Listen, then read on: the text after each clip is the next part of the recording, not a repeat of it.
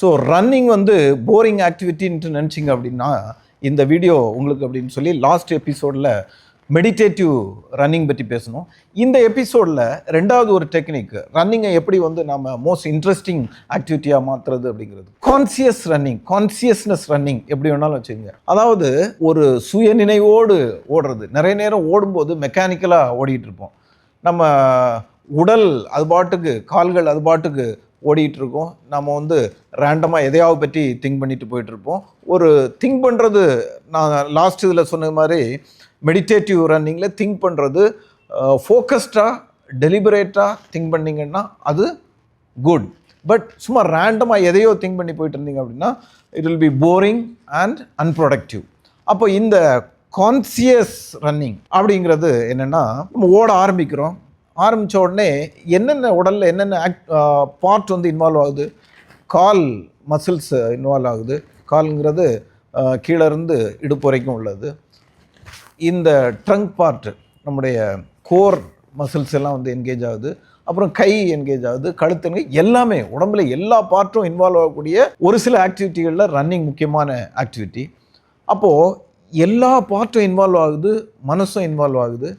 அப்போ ரெண்டையும் வந்து நம்ம எப்படி சேர்த்து இதை இன்ட்ரெஸ்டிங் ப்ரொடக்டிவ் ஆக்டிவிட்டியாக மாற்றுறது. அப்போது நம்ம ஓட ஆரம்பிக்கும் போது நீங்கள் கால்கள்லேருந்து ஆரம்பிங்க, ஃபீட்டில் பாதத்துலேருந்து ஆரம்பிங்க, இல்லை விரல்லேருந்து ஆரம்பிங்க. எவ்வளோ டிஸ்டன்ஸ் ஓடுறீங்களோ, எவ்வளோ நேரம் ஓடுறீங்களோ அதுக்கேற்றால சின்ன சின்ன பார்ட்டுகளை கூட இதில் இன்வால்வ் ஆகலாம். முதல்ல உங்களுடைய பாதத்தை நினச்சி பாருங்கள்.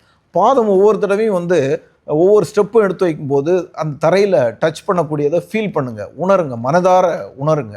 விரல்கள் அந்த மணல்லையோ இல்லை தரையிலையோ அல்லது ரோட்லேயோ படுறக்கூடிய அந்த உணர்வை நீங்கள் உணருங்க. ஷூ போட்டிருக்கிறதுனால ஷூக்குள்ளே தான் உணர முடியும். பட் இருந்தாலும் அதையும் தாண்டி, ஷூவோட சோலையும் தாண்டி மண்ணை, அந்த பூமியை தொடக்கூடிய அந்த ஒரு உணர்வை பெறுங்கள். இது கொஞ்ச நேரம் இந்த உணர்வை அப்படியே மனசில் யோசிச்சுட்டே வாங்க. அதுக்கப்புறமா கொஞ்சம் மேலே இந்த கணுக்காலில் ஆரம்பித்து நம்ம காஃப் மசில்ஸ் இதெல்லாம் முட்டி வரைக்கும் உள்ள பார்ட்டை நினச்சி பாருங்கள். அங்கே என்னென்ன சென்சேஷன் இருக்குது. ஏதாவது நீங்கள் வலி உணர்றீங்களா? ஏதாவது எந்த பார்ட்டில் ரிலாக்ஸ்டாக ஃபீல் பண்ணுறீங்க? எங்கே டைட்டாக ஃபீல் பண்ணுறீங்க? இந்த பகுதியில் வந்து எங்கேயாவது உங்களுக்கு பிரச்சனை இருக்கிற மாதிரி தெரியுதா? இது மாதிரி இந்த பகுதியை பற்றி நினச்சி பாருங்கள். அடுத்து முட்டியை பற்றி நினச்சி பாருங்கள்.